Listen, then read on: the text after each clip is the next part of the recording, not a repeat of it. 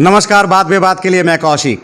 आज हमारे साथ हैं कुंवर कमलेश सिंह जी और सिद्धेश्वरानंद बक्सरी जी, जिनको सिद्धेश्वर सिंह के नाम से भी लोग जानते हैं। और हम चर्चा करेंगे पूर्व पीएम चंद्रशेखर जी के बारे में, जिनको बिल्कुल अलग माना जाता है। सबसे लोग कहते हैं कि वो सबसे अलग थे। हम जानते हैं उनके बारे में कुंवर कमलेश सिंह जी से, जो कि उनके साथ बहुत समय बिता चुके हैं और उनकी भारत यात्रा के दौरान यात्रा में शामिल थे सिद्धेश्वरानंद बक्सरी जी। इनसे भी हम जानेंगे कुछ यादों को। जी नमस्कार। नमस्कार जी, अब बहुत समय आपने बिताया है चंद्रशेखर जी के साथ में। कैसे वो सबसे अलग थे? क्यों लोग कहते हैं कि वो सबसे अलग थे? देखिए, सबसे पहले कि माननीय चंद्रशेखर जी अलग इस तरह से थे कि बिल्कुल मैं दावे के साथ कह सकता हूँ कि देश का प्रधानमंत्री जब थे, पार्टी के जनता पार्टी की सरकार में राष्ट्रीय अध्यक्ष थे जनता पार्टी का, जब मुरारी भाई प्रधानमंत्री थे, चौधरी चरण सिंह जी थे, अटल जी विदेश मंत्री थे, नानाजी देशमुख थे। तो मुझे वह घटना याद है कि अध्यक्ष जी, एक सबसे पहले घटना आपको ले चल रहा हूँ। हम लोगों को फ़क्र है कि इलाहाबाद यूनिवर्सिटी में जब चंद्रशेखर जी पढ़ते थे और हिंदू हॉस्टल के नाम से था, उसी हॉस्टल में रहते थे। हम लोग भी उसी हॉस्टल में 72 में हमारा हिंदू हॉस्टल इलाहाबाद यूनिवर्सिटी में एडमिशन हुआ बीए में, और उसी हॉस्टल में हम लोग हैं जिसमें चंद्रशेखर जी रहा करते थे। और लोगों को बहुत फ़क्र था। वैसे ताराचंद झा जी थे वाइस चांसलर, वो उनके नाम से हॉस्टल था। सर गंगानाथ झा जी थे, देश के बहुत उच्च कोटि के विद्वान थे, वो भी साहित्यकार थे, देश के माने जाने नेहरू जी के साथ थे।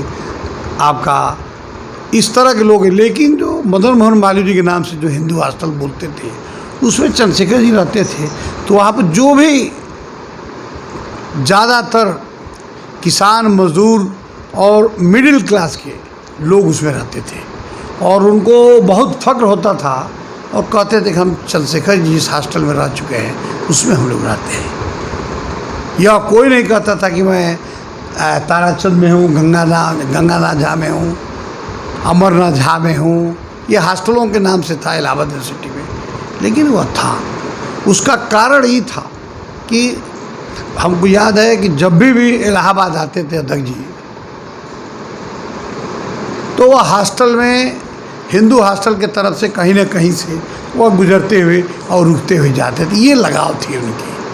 कहने का मतलब ये है कि उनका जो बचपन में जो लगाव था लोगों के साथ, जो मित्रवत था, संबंधित थे, गरीब तबके के जो लोग थे, मिडिल क्लास के थे, उच्च थे, उस चीज़ को वह बराबर ध्यान रखते थे।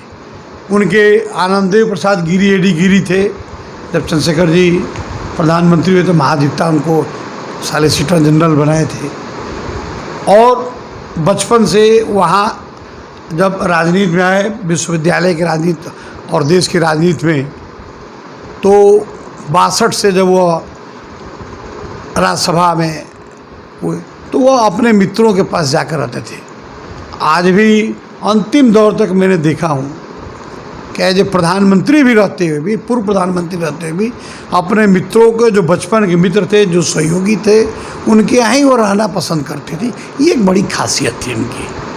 आपको एक और बता रहा हूँ, मैंने देखा संसद के किताबों में कि वह अपना ग्राम पोस्ट इब्राहिम पट्टी लिखते थे। आज आपको मैं कह सकता हूँ, आप देख सकते हैं पन्ने में उलट कर, कि I.K. गुजराल प्रधानमंत्री थे।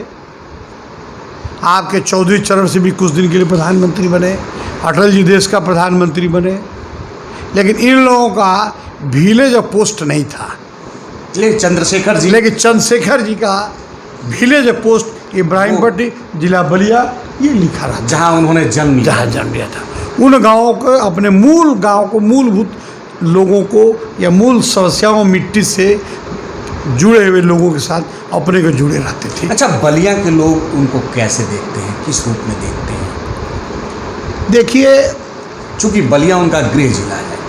देखिए, बलिया एक तो मुझे याद है, मैं 94 से लेकर अंतिम दौर तक उनके साथ रहा मैं, और उनका मैं सांसद प्रतिनिधि भी रहा, और सौभाग्य रहा कि उस अध्यक्षता में डीएम हमारे सचिव रहते थे, एज ए सांसद प्रतिनिधि चंद्रशेखर जी का नाम है, कमिश्नर हमारे का हम मीटिंग लेते थे, सांसद लोग बैठते थे, एमएलए बैठते थे, जो मेंबर थे नियोजन समिति की और कमेटियों की। तो वह बात जो लोग कहते थे चंद्रशेखर जी की कि भाई गरीबी में भी वो अपने लोगों को छोड़ते नहीं थे और उनकी सुख दुख होती। ये घटना आपको और मैं बताऊं, कई घटनाएं हैं, लेकिन आपको बताऊं, मुझे याद है कि वो फ़ोन करते थे तो वह नहीं कहते थे, मैं बोलते थे कि मैं चंद्रशेखर बोल रहा हूँ, बस।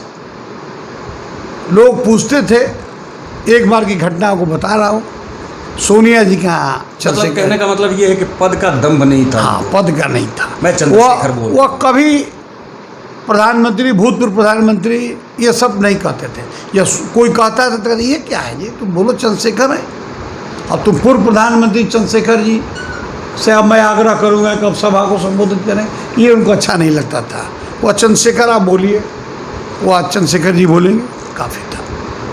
ये उनकी एक बड़कपन थी, एक उनकी क्वालिटी थी। और कुछ यादों को मैं आपसे जानना चाहूँगा। मैं अभी सिद्धेश्वर जी से बात करता हूँ। भारत यात्रा के दौरान की कुछ यादें आप शेयर कीजिए बात विवाद के साथ। क्या कुछ यादें? भारत यात्रा से पहले जो है हम लोग 1983 में जयप्रकाश नगर से कदम कुआं तक की पदयात्रा 4 दिनों का किए थे।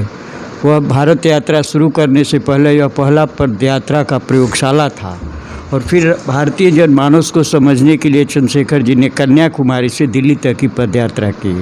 वह पदयात्रा 6 महीने का था, और वह उसी तरह का पदयात्रा था जहाँ जैसे आज बम्बई से कलकत्ता तक के देश के श्रमिक आज सड़कों पर आकर के दिखाई पड़ने लगे। वह पानी का, प्यास का, भूख का, ये ज्वलंत समस्याओं को जिस तरीके से चंद्रशेखर जी ने देश के मिजाज को समझने के रखने का प्रयास किया, इस देशवासियों से उस समय एक भूल हुई, और वह भूल जो है ऐसे सेंटिमेंट और स्लोगन में बदल गया कि 84 में इंदिरा जी की हत्या के बाद देश के सारे समीकरण बदल गए। उस समय बलिया के लोगों ने भी चंद्रशेखर को अच्छी नज़र से नहीं देखा था और 84 के चुनाव में अपदस्थ करने का काम किया था। और चंद्रशेखर जी भारत यात्रा करने के क्रम में जो थे वो संसद में थे, वो कोई चुनाव भी नहीं था, लेकिन भारत यात्रा के अंतिम दिनों में मैं स्वर्गीय कर्पूरी ठाकुर और स्वर्गीय सत्येंद्र नारायण सिंह के साथ था। इन दोनों लोगों के साथ 22 किलोमीटर की अंतिम यात्रा जो थी वो बक्सर से सैकड़ों लोगों को लेकर के राजघाट पर हम लोगों ने जो है पहुंचने का काम किया। देश के कोने कोने में जहां कहीं भी उनके कार्यक्रम होते थे, उस कार्यक्रम की एक प्रयोगशाला में मैं अपनी उपस्थिति दर्ज कराता था। फिर उन्हीं के आदेश पर कि कब, कहाँ, कैसे मुझे जाना है, ये मैं करते रहा। 74 से 77 तक मैं जयप्रकाश नारायण के आंदोलन में आया। 74 से 77 तक के बीच में मैं चंद्रशेखर जी को नहीं देखा था। मैं पहली बार चंद्रशेखर जी जब जेल से निकल करके आए तो गाजीपुर के लंका के मैदान में देखा था, जब उन्होंने राज सत्ता और संत सत्ता और संपूर्ण भारत को एक चमन बनाने की बात कही थी। वह जयप्रकाश नारायण के आंदोलन के बाद 77 में ही अगर जयप्रकाश जी की अगर ये सारी चीज़ें राजनीतिक समीकरणों में देखा जाता तो यह चंद्रशेखर का हक बनता था इस देश की राजनीति में उस राज सत्ता के उच्च शिखर पर बैठना, जिस बैठने के क्रम में मुरारजी भाई देसाई को, जिनको गांधीवादी और समाजवादी चिंतन में काफ़ी मौलिक मतभेद था, फिर भी विभिन्न विचारधाराओं के लोगों का एक संगम बन चुका था। जेपी का आंदोलन एक जो है पार्टी जनता पार्टी बन गई थी, जिसने बड़े पार्टी के अध्यक्ष चंद्रशेखर जी बने। पार्टियाँ बनती गई, टूटती गई, फिर भी चंद्रशेखर अकेला अपने चिंतन का एक्सपेरिमेंटल लाइफ लीड किए। उन्होंने कहा कि मेरी भारत यात्रा को समझने के लिए विवेकानंद को समझना होगा, विनोबा भावे को समझना होगा, माओ त्से तुंग को समझने के साथ साथ किसी न किसी रूप में उन सारे लोगों को समझ जो अपने देश की दुनिया को संस्कृति के माध्यम से, राजसत्ता के माध्यम से समझने का प्रयास किया। और इसीलिए चंद्रशेखर जी ने सोचिए कि एक तरफ जेल था और एक तरफ इस देश का प्रधान मंत्रालय का दूसरा विभाग था। चंद्रशेखर जी को पूछा गया कि आप एक तरफ तिहाड़ का जेल है और दूसरी तरफ इंदिरा गांधी का कैबिनेट है, और उन्होंने तत्काल अपना निर्णय बदलते हुए जेल की यात्रा उन्होंने चुना। यात्रा के दौरान की कुछ घटनाक्रम बताइए। यात्रा के दरमियान की घटना ऐसा नहीं सोचा जाता था। लोग देश के ये सोचते थे कि 6 महीना पैदल चलेंगे तो इनकी बात कौन सुनेगा, कन्याकुमारी से जब वो दिल्ली के लिए पदयात्रा की तो इस देश के लिए ने इंटरनेशनल प्रेस बिल्ड के लोगों ने छापना शुरू किया और कुछ ही दिनों के बाद वहाँ कर्नाटक में रामकृष्ण हेगड़े की सरकार बन गई। और जब रामकृष्ण हेगड़े की सरकार बनी तो पूरे उत्तर दक्षिण की जो यात्रा में थी वह एक संपूर्ण यात्रा जो है एक सौभाग्यशाली और एक आकर्षण का केंद्रबिंदु बन गया। और वो गाँव में होते हुए लोगों की नलियों की पानी की जो समस्याओं पर भूख की जो उन्होंने बात रखी, आज हमें लगता है कि लॉकडाउन में सारी हमारी भारत यात्रा की वो कहानियाँ अपने आप में जो है साक्षात्कार हो रही है। और इस भारत यात्रा के दरमियान यात्रा के दौरान आम जनता से कैसे मिलते थे जनता? आम जनता के बीच जब जहाँ जैसे जाते थे लोगों से किसी से पहले से नहीं था कि क्या हमें पूछना है क्या जानना है, सहज। और बहुत सहज गति से उन गाँवों की उस इलाके की जो है पिछड़ेपन को। और बाकी गरीबी ऐसी चीज़ है जिसको चंद्रशेखर ने बड़ा करीब से देखा था। भूख और भगवान दोनों के बीच के जो है जीने वाले का नाम चंद्रशेखर जो है। और इस धरती पर राष्ट्रीय समस्याओं की जानकारी और निदान करने की क्षमता अपने समकालीन नेताओं में इस देश की बराबरी में दुनिया में कोई ऐसा नेता नहीं था जो अंतर्राष्ट्रीय समस्याओं पर। और चंद्रशेखर जी कहते थे बहुत सी चीज़ें हम लोग कहते थे जो बोलते हैं वो अप्रासंगिक लगता है, वो हम लोग आपकी बातों को जवाब नहीं दे पाते हैं। उन्होंने उनकी स्पष्ट धारणा थी मेरी जो भी बातें वो इंटरनेशनल प्रॉब्लम्स को ध्यान में रखते हुए है। राष्ट्रीय समस्याओं पर लोग जो विचार अपने क्षेत्रीय स्तर पर करते हैं उससे लोगों के मन में रिजेंटमेंट होता है, लेकिन इंटरनेशनल जो है प्रॉब्लम्स को ध्यान में रखते हुए चंद्रशेखर जी राष्ट्रीय समस्याओं पर अपनी बात रखते थे। इसीलिए सबकी बातों से उनकी अलग थलग बातें हुआ करती थी। चलिए बहुत बहुत धन्यवाद। हम कुंवर कमलेश सिंह जी से फिर बात करते हैं। कुछ यादें शेयर कीजिए, कितने दिनों तक आप उनके साथ रहे? करीब 14-15 साल आप उनके साथ? हाँ, बहुत जिया। और सांसद प्रतिनिधि के रूप में रहा 10-11 साल। मुझे याद है जब 75वां उनका विज्ञान भवन में जन्मदिन मनाया जा रहा था, अटल जी थे, जसवंत सिन्हा थे, दिग्विजय सिंह जी थे, संचालन कर रहे थे। ये सब बातों पर उनके ऊपर विचार होने लगा, बात होने लगा। अंत में अटल जी बोले, वह घटना याद है आज भी विज्ञान भवन में, यह चंद्रशेखर जी न पक्ष है न विपक्ष है, ये निष्पक्ष है। ये अटल जी प्रधानमंत्री होते हुए कहा था कि न ये पक्ष है न विपक्ष में संसद में, ये निष्पक्ष है। जब चंद्रशेखर जी बोलते हैं तो न पक्ष की बात करते हैं निष्पक्ष की, ये बात करते हैं निष्पक्ष की हमेशा, न पक्ष न विपक्ष, न विपक्ष की भूमिका लेते हैं कभी न पक्ष की। ये बातें हैं उनकी। ये कहा जाता है, ये कहा जाता है कि उनके पक्ष में लोग जाए या विपक्ष में, लेकिन उनको इग्नोर नहीं कर सकते। एक और आपको बताएं कि आज तक चंद्रशेखर जी के इतिहास में पन्ने उलट कर आप देखेंगे, किसी विचार जो देते थे, कोई वक्तव्य देते थे, वह किसी को अच्छा लगे चाहे न लगे उसकी वो परवाह नहीं करते थे। और उस पर वह कभी भी लोग प्रतिक्रियाएं, तमाम पत्रकार, बुद्धिजीवी, वकील, सांसद, पॉलिटिकल लोग देते थे, लेकिन उसके बाद उस बयान के पीछे वो कभी कंट्रोड्यूस नहीं किए कि ये मैंने गलत बोला, ये कभी उन्होंने नहीं किया। बोला बोल दिया उन्होंने। ये उनकी एक बहुत बड़ी खासियत थी राजनीति में, कि राजनीति में बेबाक होकर जो बोलते थे, वह अपना विचार उनका जो था उस पर स्टैंड हमेशा लिए, वह कभी पीछे नहीं हटे। अभिव्यक्ति पर कोई अंकुश नहीं था। जो बात रखनी थी जनता के बीच में वो उसको रखते थे। मुझे याद है कि ये घटना और आपको बता रहा हूँ, चंद्रशेखर जी ने फ़ोन किया सोनिया जी को, सोनिया गांधी को। जी हाँ। सोनिया जी नहीं थी, प्राइवेट सेक्रेटरी था। पूछा कि कहाँ से बोल रहे थे, कहे कि मैं चंद्रशेखर बोल रहा हूँ। तो कहे कि नहीं है सोनिया जी, मैडम नहीं है, बाहर गई हैं। फिर उन्होंने 10-20-25 आधे घंटे के बाद फ़ोन किया तो कहा कि मैं चंद्रशेखर बोल रहा हूँ। उनकी खासियत है कि फ़ोन स्वयं उठाकर बोलते थे, मिलाते थे और स्वयं कहते कि चंद्रशेखर। अंत में वहाँ सोनिया जी का, मैडम जी के यहाँ से पूछा गया कि कौन चंद्रशेखर,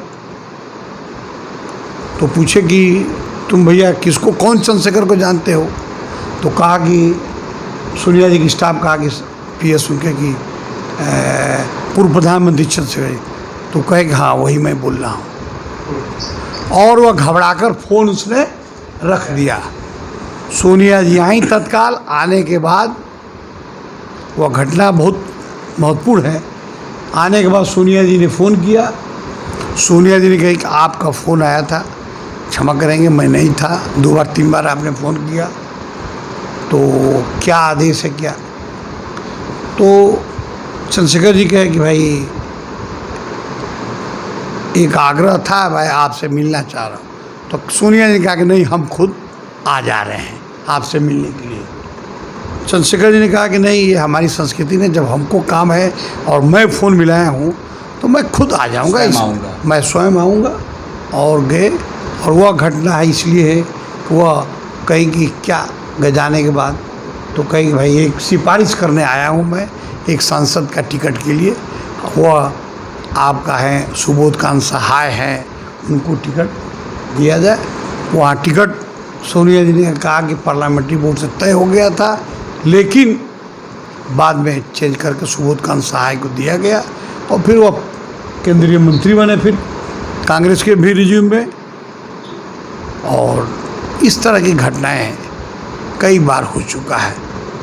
कईयों अधिकारियों को सीधे बोलते थे कि मैं चंद्रशेखर बोल रहा हूँ, और उसके बाद जो समझ जाता अच्छा, था। चंद्रशेखर जी ने कैसे भारत की परिकल्पना की थी? आप लोग तो काफ़ी लंबे समय तक उनके साथ देखिए, बड़ी लंबी चीज़ है, लेकिन ये बात है कि मूल जो है चंद्रशेखर जी का था कि शिक्षा और जो गरीबी थी, जो खुद वह आए दिन, आपको मैं बता रहा हूँ कि ज़िंदगी में राजनीति में जब प्रवेश किए विद्यार्थी जीवन के बाद, तो अब 20-20 किलोमीटर साइकिल से चले जाते थे बलिया में 15 और 20 किलोमीटर साइकिल चलाकर उनका दिनचर्या था। जैसे आज हम लोग दिनचर्या है कि 2-4 किलोमीटर पैदल, 3 किलोमीटर चल सकते हैं, इससे अधिक नहीं, लेकिन उनकी दिनचर्या थी साइकिल उठाए चले गए, खाने का कोई चिंता नहीं, जहाँ गए अपना वहाँ मिला सो ठीक, नहीं मिला सो ठीक, ये उनकी भाव थी। और था कि भाई जो लोगों की स्वास्थ्य के प्रति बड़ी ध्यान था उनका। कोई भी देश का आदमी कहीं चला जाता था उनके पास, वह पूछते नहीं थे, अपना वो समस्या बताए स्वास्थ्य के लिए, डॉक्टर और आपका सारे दिल्ली के सब हॉस्पिटलों में उनका संबंध था व्यक्तिगत, सबका आग्रह करते थे। कोई प्रदेश का कहीं का भी हो, किसी तबके का हो, बताया कि हमको ये हुआ है, किडनी फेल है, लीवर फेल है, ये है, वो अपना भर्ती कराते थे। स्वास्थ्य के लिए वह समझिए मेरे ख्याल से 10 लाख 20 लाख रुपये का वो लोगों से माफ़ कराते थे, हॉस्पिटलों से आग्रह कि भाई छोड़ दीजिए उसको, ऑपरेशन में ये पैसा है। इसके प्रति बड़ा जागरूक थे वह स्वास्थ्य के लिए, क्योंकि वह उस दौड़ से उनके परिवार गुजर चुके थे। उसमें उनके एक भाई के डेथ हो चुकी थी, टीबी का इंजेक्शन नहीं था उस समय, टीबी की बड़ी महामारी थी, हाहाकार मचा होता जैसे आज कोरोना का चल रहा है, उस तरह से उसमें उस दौड़ को गुजर चुके हैं। जी, बहुत बहुत धन्यवाद। मैं फिर से एक बार आपसे बात कर रहा हूँ बक्सरी जी, चूँकि आप भारत यात्रा में थे, जब वो देश को देख रहे थे, देश को समझने का वो प्रयास कर रहे थे, देश की जनता की समस्याओं को, उनकी ज़रूरतों को जब समझने का कोशिश कर रहे थे, चंद्रशेखर जी जो परिकल्पना किए हुए थे, क्या वैसा भारत का निर्माण हुआ? जिस तरह की परिकल्पना थी वैसे भारत का निर्माण नहीं हुआ। चंद्रशेखर जी संपूर्ण, थोड़ी सी ऊंची आवाज़। चंद्रशेखर जी संपूर्ण भारत को एक चमन बनाना चाहते थे। बाकी लोग अपने अपने जो है बेटे की विरासत और अपने अपने बेटे की जो है आने वाले तकदीर बनाने के लिए देश की राजनीति को अपने ढंग से मोड़ रहे थे। यही अन्य नेताओं में और चंद्रशेखर की नेतृत्व में, चंद्रशेखर जी का कहना था कि एक परिवार में 2 आदमी सक्षम भी हो तब भी राजनीति नहीं करनी चाहिए, क्योंकि राजनीतिक भ्रष्टाचार की शुरुआत यहीं से होती है। चंद्रशेखर जी की भारत यात्रा के दरमियान जो भी समस्याएं सामने आई, आज राष्ट्र की ज्वलंत समस्याएं ज्यों की त्यों बरकरार है। जयप्रकाश नारायण के आंदोलन में हम भ्रष्टाचार के मुहिम को लेकर के जयप्रकाश नारायण के नेतृत्व में, जो संपूर्ण भारत के नेतृत्व में जो जयप्रकाश नारायण का आंदोलन चल रहा, उस समय इंदिरा गांधी 2/3 बहुमत से गरीबी हटाओ के नारे पर जो है बहुमत में थी। विपक्ष के पास कोई ताकत नहीं थी लड़ने के लिए। वैसी स्थिति में जयप्रकाश नारायण को चंद्रशेखर जी 52 सांसदों के साथ अपने आवास पर आमंत्रित किए, और उस समय धर्मजीव गौरदिनमान ने लिखा कि एक कप चाय ने तूफान ला दिया। चंद्रशेखर के 52 सांसदों ने जयप्रकाश नारायण एक ग्रामीण का काम किया और उत्तर भारत से दक्षिण भारत तक उनका आंदोलन बढ़ने लगा था। चलिए, बात को शेयर करने के लिए बहुत बहुत धन्यवाद। तो आप लोगों ने सुना कुंवर कमलेश सिंह जी और सिद्धेश्वरानंद जी ने चंद्रशेखर जी के बारे में क्या कुछ बताया। तो इन्हीं बातों के साथ अब तक के लिए बस यही तक, फिर मिलते हैं नए मुद्दे नए सरोकारों के साथ। तब तक बात पे बात देखते रहिए। अच्छा लगे तो सब्सक्राइब कीजिए, लाइक कीजिए, अपना सुझाव देना नहीं भूलिए। नमस्कार।